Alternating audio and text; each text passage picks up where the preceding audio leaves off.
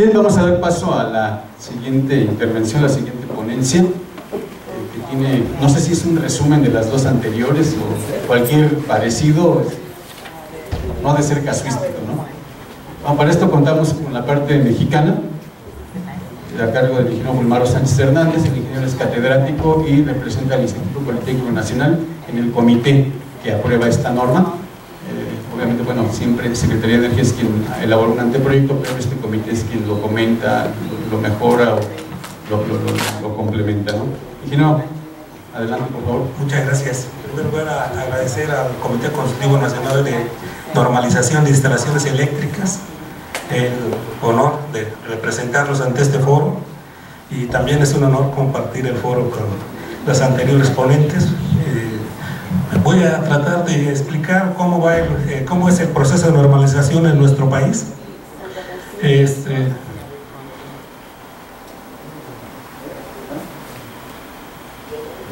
Muy bien. En el artículo 25 de nuestra Constitución se establece que la materia de electricidad es una actividad estratégica para el Estado. Entonces, quien regula esta actividad de la electricidad es el Estado. Y no constituye un monopolio. Si es una actividad estratégica, por lo tanto, únicamente tenemos una Comisión Federal de Electricidad.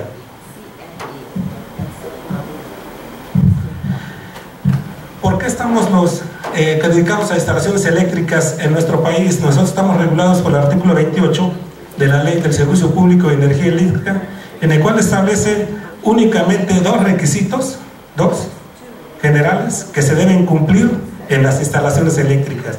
Es importante mencionar que este artículo 28 solamente se refiere a la construcción de las instalaciones eléctricas. No refiere al mantenimiento, no refiere a la operación. La operación del mantenimiento puede estar realizada por otras dependencias del gobierno. En este caso, el mantenimiento de las instalaciones eléctricas la puede llevar a cabo en el ámbito laboral la Secretaría de Trabajo y Previsión Social, con su norma oficial mexicana 029, para el caso de descargas atmosféricas y descarga estática, va a ser con la norma oficial mexicana 022.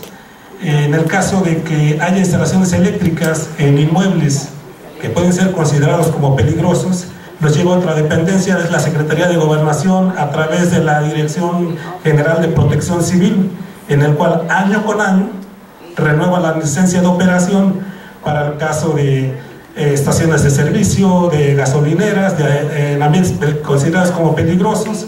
En el caso de lugares de reunión, aquí diferimos un poco entre lugares de concentración pública y lugares de reunión. Los lugares de reunión que establece nuestra norma en el 518 son los de más de 100 personas. Es importante también mencionar que en el 28 se establece que el único responsable de la construcción de la instalación eléctrica es el usuario. No es el proyectista, no es el suministrador de equipos, no es el que instala. El responsable es el usuario. Pues el gobierno nada más se entiende con uno solo, con el usuario de la instalación eléctrica. Los dos requisitos a los que se refiere el cumplimiento obligatorio de acuerdo a la ley es requisitos técnicos y requisitos de seguridad, ambos a la par. Y estos solamente deben de vigilarse, no en el NEC, no en IEC, no en IEEE, no en ninguna otra norma, únicamente deben de los que contempla nuestra norma oficial mexicana. Si yo quisiera hacer un hallazgo o una observación en base al NEC, en base a IEEE, legalmente no es válido. Lo legalmente válido es lo que dicta mi norma oficial mexicana. Muy bien. Todas las instalaciones eléctricas tienen la obligación de cumplir requisitos técnicos y de seguridad. Todas. Pero solamente hay algunas en donde se debe demostrar evidencia del cumplimiento. El mismo artículo 28 establece que yo debo demostrar una evidencia del cumplimiento en los suministros de alta tensión y en los suministros de lugares de concentración pública.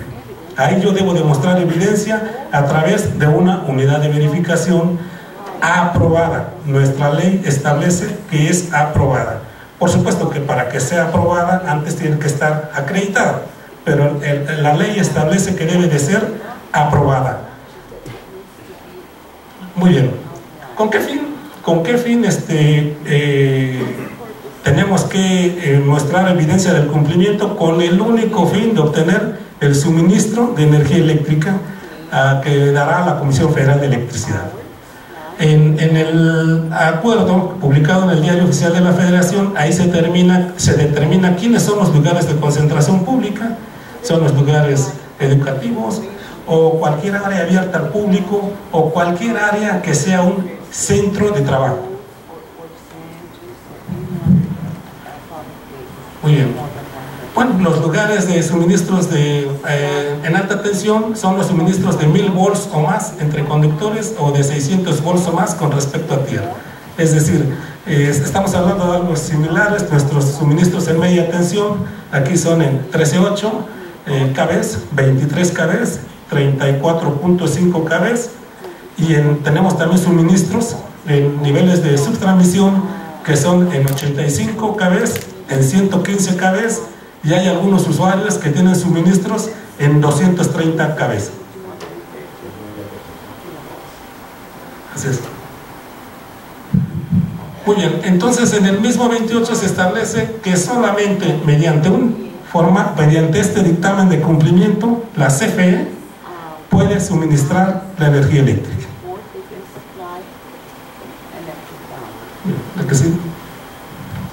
También por ley y no por norma, también por ley se establece en el 29 que todo equipo y material eléctrico utilizado para la energía eléctrica debe de cumplir normas oficiales mexicanas. Todo, cualquier equipo. Entonces aquí es una responsabilidad muy grande para los organismos certificadores, porque cualquier equipo eléctrico utilizado en las instalaciones eléctricas deberá estar certificado. Muy bien. ¿Qué es lo que buscamos nosotros en nuestra norma oficial mexicana? Nada más vamos a buscar dos cosas de acuerdo a nuestra Ley Federal de Metrología y Normalización. O sea, tenemos dos leyes base para operar: la Ley del Servicio Público de Energía Eléctrica y la Ley Federal sobre Metrología y Normalización. En la Ley Federal sobre Metrología y Normalización se establece que las normas oficiales mexicanas nomás deben de establecer dos condiciones: las características y las especificaciones, únicamente. Y son normas oficiales mexicanas si contemplan instalaciones que tienen que ver con la seguridad de las personas. Muy bien, es un mandato de ley en el 41 que toda norma oficial mexicana deberá contener los métodos de prueba aplicables y, en su caso, si emplean muestreo.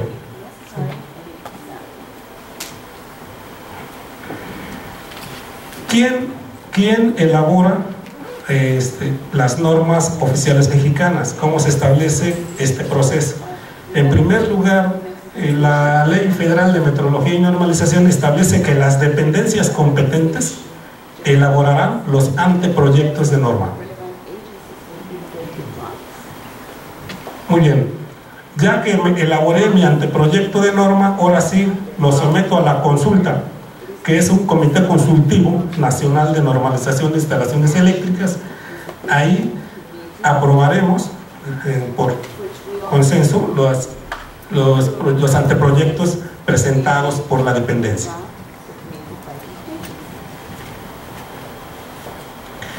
¿Cuál es la base para elaborar normas oficiales mexicanas? La base es muy sencilla. Primero tenemos que basarnos por ley a las normas internacionales. Es lo que tenemos que hacer. O en base a las normas mexicanas. Muy bien. Sin embargo, cualquier persona interesada en el ramo, cualquiera, puede hacer una propuesta de norma oficial mexicana a la dependencia competente, cualquiera.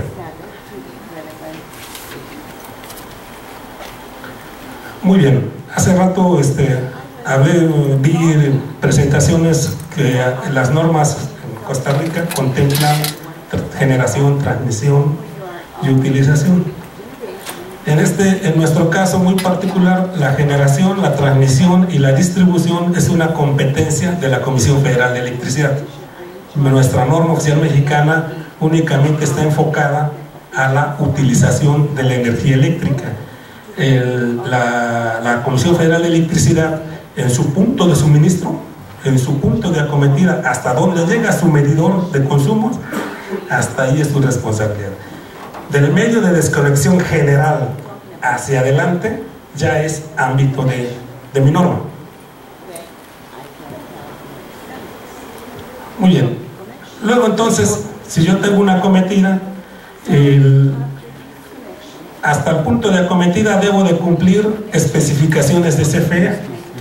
Por eso el artículo 230 del MEC a nosotros no nos aplica al 100%, porque las acometidas las vigila la Comisión Federal de Electricidad.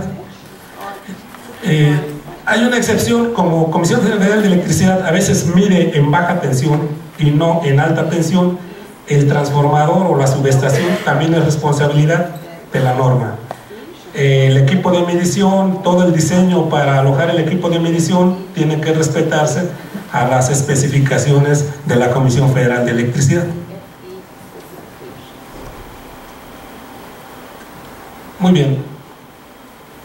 Entonces hablamos de que nuestra norma oficial mexicana deben de cumplirse requisitos técnicos y requisitos de seguridad conforme a nuestra ley. ¿Cuáles son los requisitos de seguridad?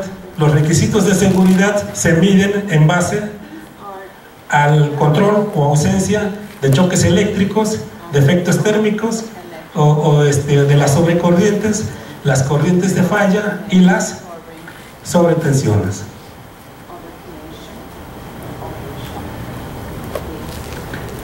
Muy bien.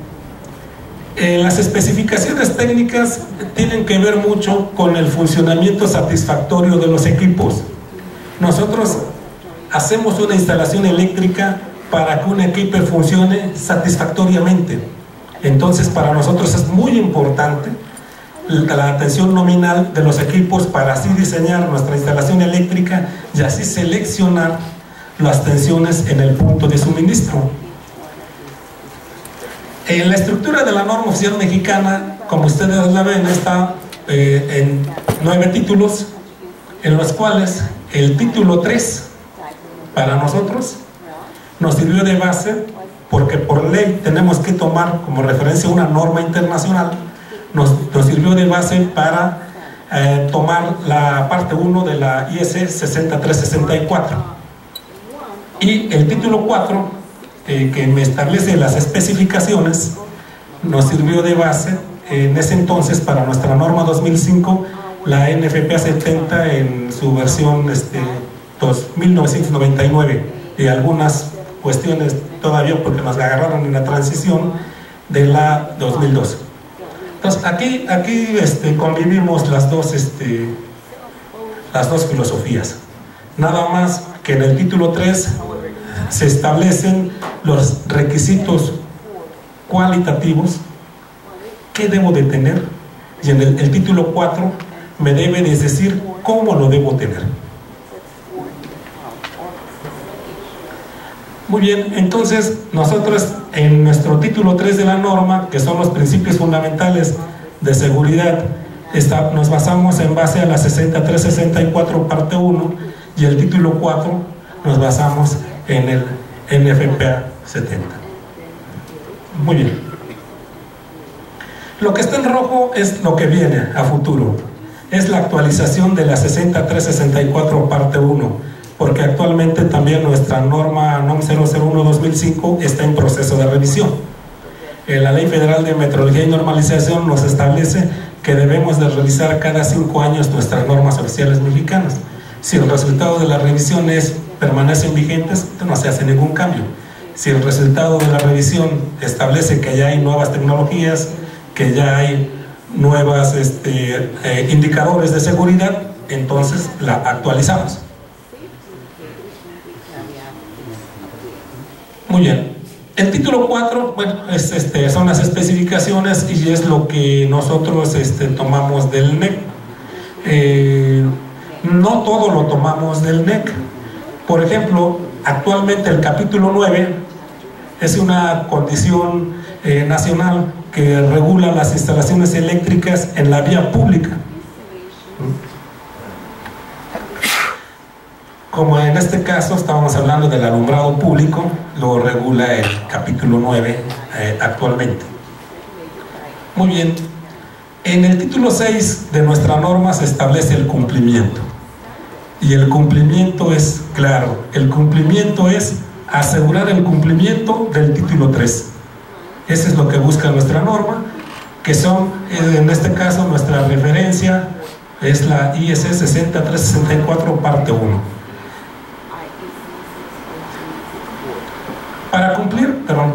Para cumplir el título 3, lo que tendríamos que establecer y agarrar como medio el título 4, que son las especificaciones técnicas previstas en el NEC.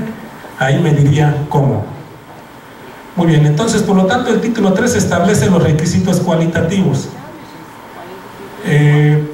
La selección de tu conductor debe basarse en su temperatura máxima de operación.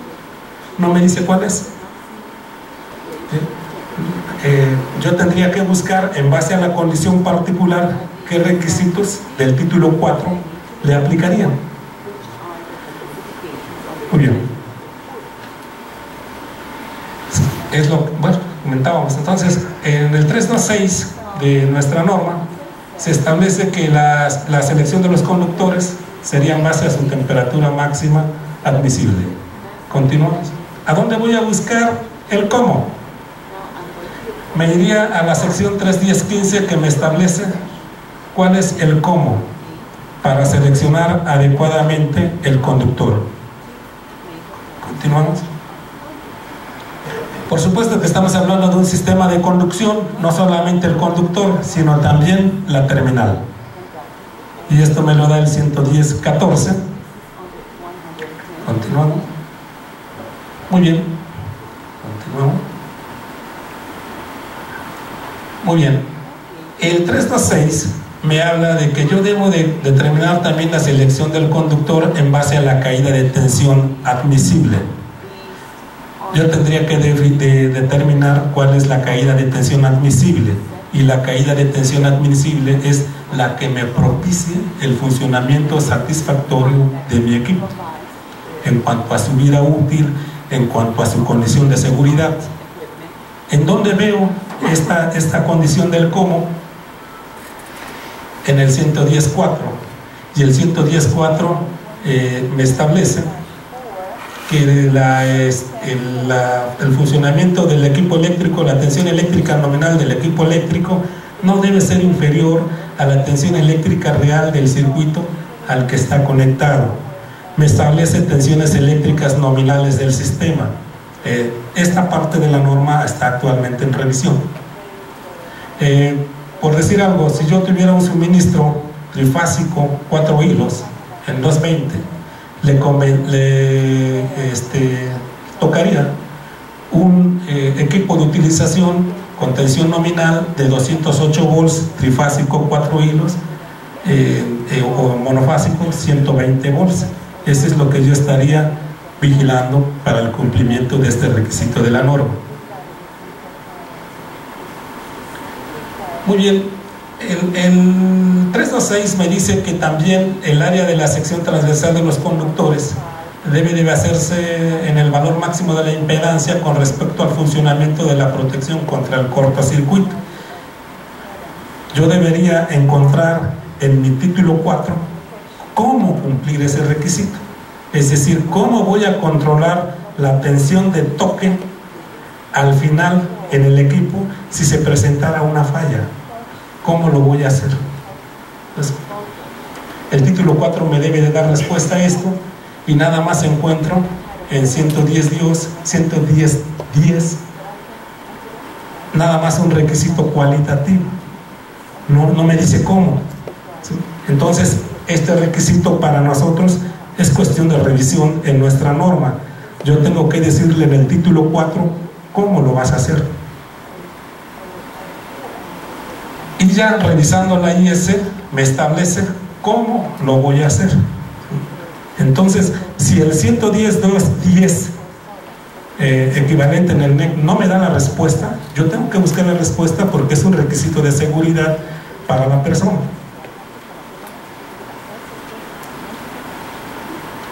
Muy bien.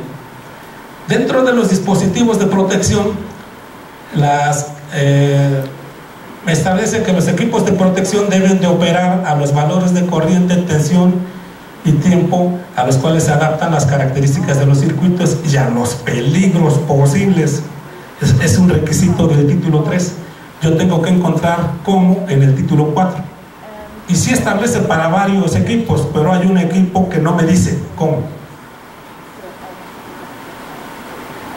Si yo quiero proteger capacitores en baja tensión, me dice que el dispositivo de protección contra sobrecorriente debe ser tan bajo como sea factible. Entonces me quedo otra vez en un requisito cualitativo, en un qué, no me dice cómo. Continuamos. Sin embargo, para capacitores mayores a 600 volts se establece que el requisito debe de estar dentro de los límites de la zona de seguridad. Entonces tendría yo que revisar una NMX, que es una NMX de producto, de cuáles serían los límites de seguridad o de zona de seguridad de estos capacitores. Pero tengo un problema. Esa NMX puede ser que no sea norma de referencia de mi NOM. Entonces yo no podría obligar al usuario a que me cumplieras ese requisito de esa NMX. Legalmente no puedo. ¿Por qué? Porque tengo que hacerlo en base a la NOM, como establece el 28. Tendría yo que hacer una referencia en mi norma oficial mexicana a ese NMX para que sea también parte del cuerpo de la norma. Continuamos. Muy bien. Como ven, todavía tenemos por ahí dudas. Todavía nuestro marco normativo no cumple completamente los requisitos. Entonces la misma Ley Federal de Metrología y Normalización prevé esta situación, en la cual se establece que si yo no puedo cumplir con los requisitos de una norma oficial mexicana, él puede aceptar procedimientos o tecnologías alternativas y debe acompañarse la solicitud de la evidencia científica objetiva necesaria que compruebe que con la alternativa planteada se da cumplimiento con las finalidades de la norma respectiva. Entonces, tengo esa salida abierta a tecnologías nuevas, a requisitos nuevos. O sea, no es básicamente mi norma oficial mexicana. O sea, yo tengo esta salida a mi norma oficial mexicana. Para este efecto, la dependencia, en este caso la Secretaría de Energía, turnará copia de la solicitud al Comité Consultivo Nacional de Normalización correspondiente dentro de los 5 días naturales siguientes a la que se reciba, el cual tenemos un plazo de 60 días para responder a esa solicitud. Muy bien, ¿cuáles son las tendencias?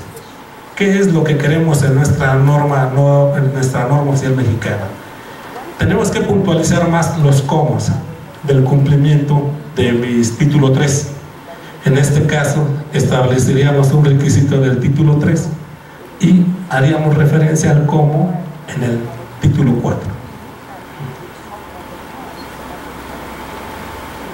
Muy bien, hablando de verificación, en el 73 de la misma Ley Federal de Normalización se establece que si yo deseo cumplir una norma oficial mexicana para fines oficiales, la dependencia está obligada a emitir un procedimiento de evaluación de la conformidad.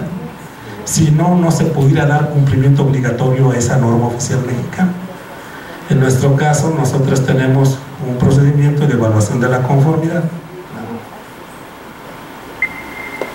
que se llama, publicado en el Diario Oficial de la Federación, es el procedimiento para la evaluación de la conformidad de la NOM 001C, instalaciones eléctricas, y es utilización. ¿Y qué es esto? No es más que una metodología, es eso. ¿Cómo está constituida esta metodología? En primer lugar, la metodología, el paso 1 sería la documental. Yo tengo que tener una solicitud y un contrato.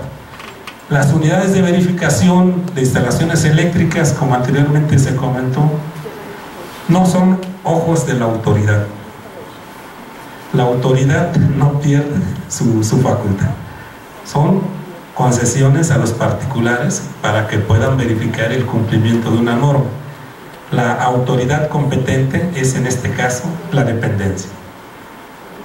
Entonces yo debo de entrar solamente a solicitud de parte. Si el cliente me lo pide, entro, y hasta donde el cliente quiere que yo intervenga. Puedo tener esta instalación eléctrica grande, pero si el cliente me dice nada más quiero que me verifiques este auditorio, pues es este auditorio el que voy a verificar. ¿Por qué?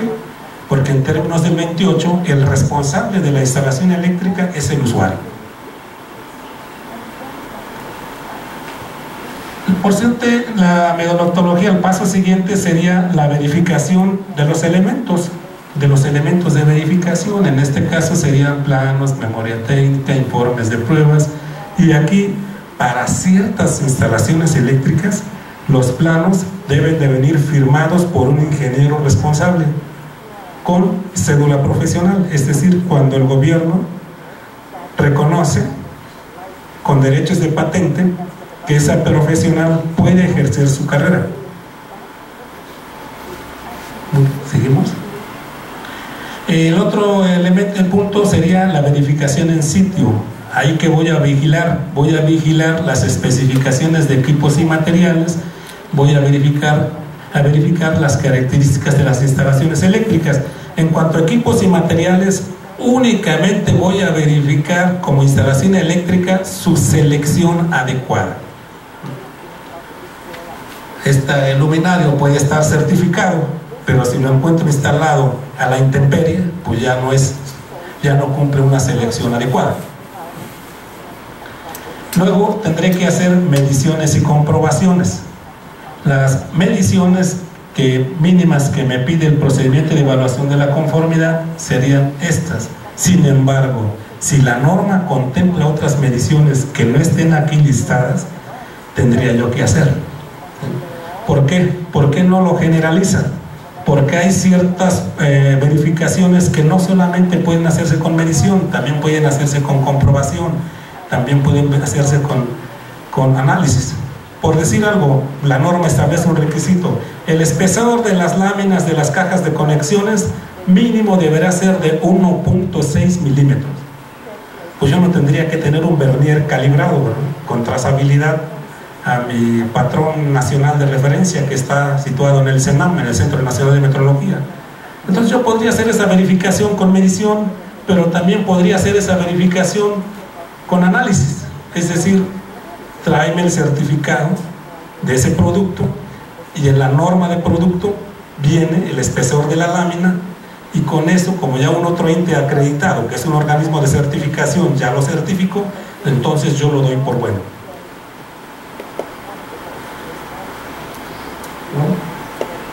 Muy bien, ya que tengo todos mis expedientes, todos mis registros, el PEC me obliga a almacenarlos durante 5 años. 2 años en mi archivo fijo y 3 años en mi archivo muerto, por decir algo. Pero la dependencia tiene la facultad para que yo le muestre los registros de esa verificación durante un periodo de 5 años. Entonces, todos estos registros almacenados, conservarlos por 5 años. Muy bien, sería por ejemplo, un registro proviene de un formato de una lista de verificación en donde yo establezco el requisito o el número del requisito o el inciso a verificar, el texto de referencia, cómo hice mi verificación, si la hice por comprobación, si la hice ocular, tengo que decirle al usuario cómo cumples, así cumples. Este sería el requisito. ¿Cuál es la violación? La violación, si existe, la tengo que establecer en la última columna. Muy bien, en resumen, eso sería lo que hacemos en la cuestión de normalización. Si hubieras, pues, muchísimas gracias. Gracias, ingeniero. Y vamos a pasar a preguntas, si es el caso. ¿Alguna pregunta, comentario? Ya los tomamos cansados. A ver, de aquel lado tenemos una.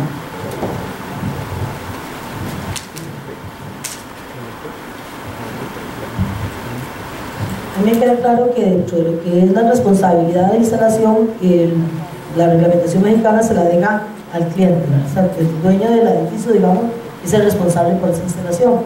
Al usuario. Al usuario, digo, al usuario. Entonces, en ese sentido me queda una duda. Si él es el que escoge qué quiere que le evalúen, él dice, bueno, evalúeme esto sí, esto no, al final, ¿qué es lo que le tiene que entregar al ente regulador para que le den por bueno y le permitan hacer uso de esas instalaciones? Muy bien, por ejemplo, en cuestiones de ampliaciones de instalaciones eléctricas, el usuario lo que pide es, en cuestiones legales, él ya tiene validada la instalación anterior, existente, la nueva no. Entonces, yo nomás me limitaría a la pura instalación eléctrica nueva, indicaría en mi dictamen cuál fue el ámbito que verifiqué, y ahí digo, nomás verifiqué el auditorio.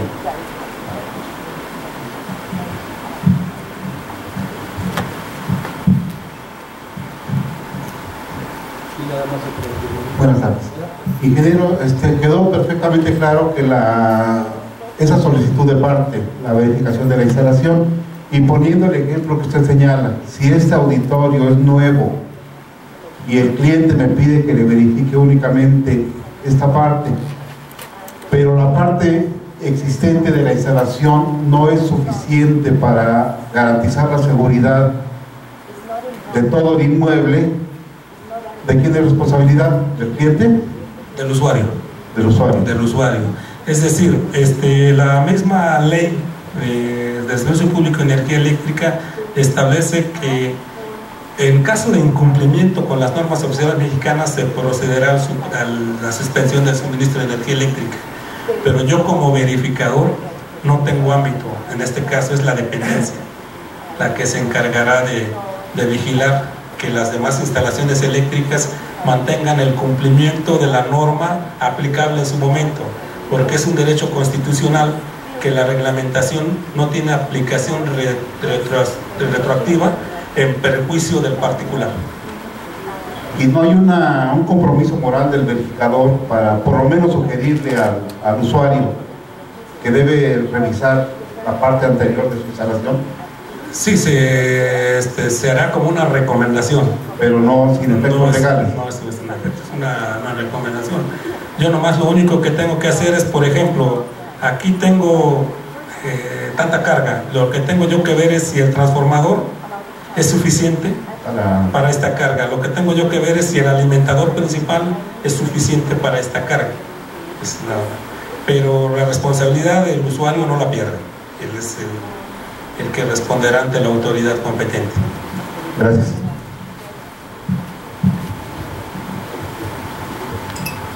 Ingeniero, por ahí comentó algo de la parte de alumbrado público. ¿Usted sabrá qué cambios van a existir en ese capítulo de alumbrado público? Es una norma que es, aquí es el artículo 930 y esa sí fue elaborada bajo principios en primer lugar con los expertos que tenemos para alumbrado público. Sobre todo se agarró la gente del gobierno del Distrito Federal en materia de alumbrado público, el ingeniero Carranza, me recuerdo, pero vamos, son requisitos de seguridad. Están ahorita pensando sacar los requisitos de alumbrado, porque esta es una norma de seguridad en materia eléctrica, no es una norma en materia de niveles de iluminación. Esa se está pensando que otra dependencia pudiera manejar esta. En este caso, no sé, podría ser CONUE o algo así.